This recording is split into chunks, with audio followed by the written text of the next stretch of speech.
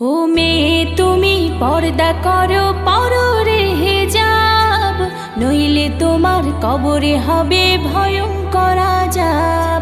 ও মেয়ে তুমি পর্দা করো পররে হিজাব, নইলে তোমার কবরে হবে ভয়ঙ্কর আযাব।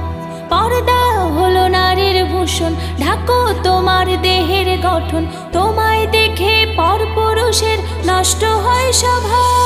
ও মেয়ে তুমি পর্দা করো পররে হিজাব, নইলে তোমার কবরে হবে ভয়ঙ্কর আযাব।